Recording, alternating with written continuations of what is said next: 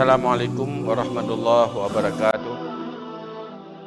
Kaum muslimin, pendengar siaran Riyadara di mana saja berada, selamat menyambut bulan suci Ramadan. Semoga kedatangan bulan suci Ramadan ini untuk kita semua adalah rahmat yang mampu menghapuskan segala kesalahan dosa dan meningkatkan amal kebaikan kita nyoba Bandung.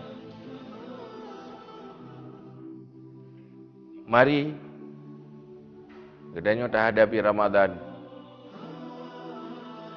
di dalam tunyo dan mempersiapkan diri. Semoga Ramadannya adalah Ramadan terbaik sepanjang Ramadan yang telah kita jalani. Melaka Allah Subhanahu wa taala benebi taufik dan hidayah mampu terjaga etika Ramadan. Ramadan adalah menahan nafsu. Menahan nafsu makan, nafsu minum untuk menghasilkan sahnya Ramadan.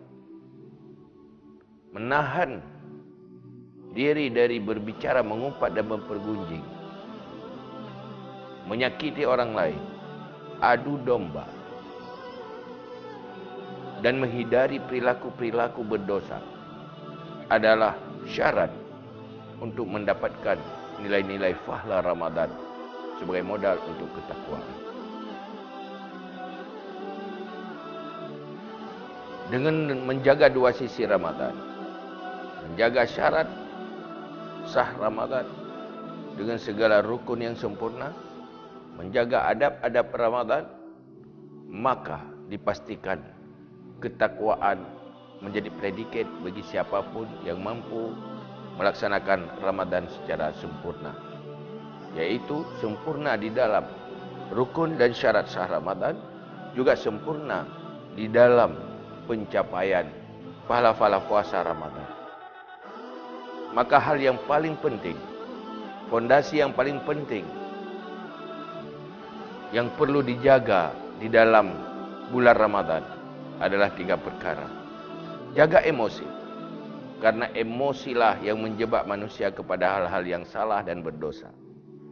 Jaga keinginan, keinginan yang berlebihan dan kelewatan akan membuat perilaku manusia menghalalkan segala cara dan melakukan dosa-dosa.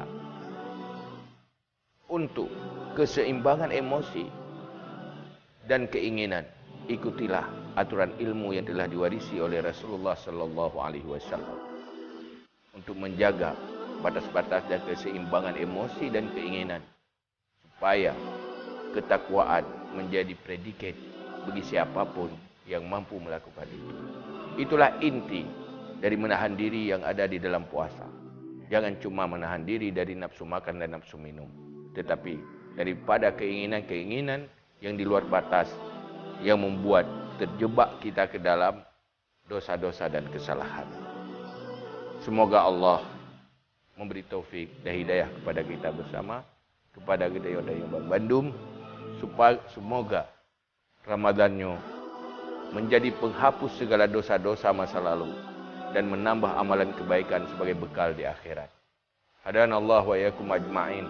Assalamualaikum warahmatullahi wabarakatuh.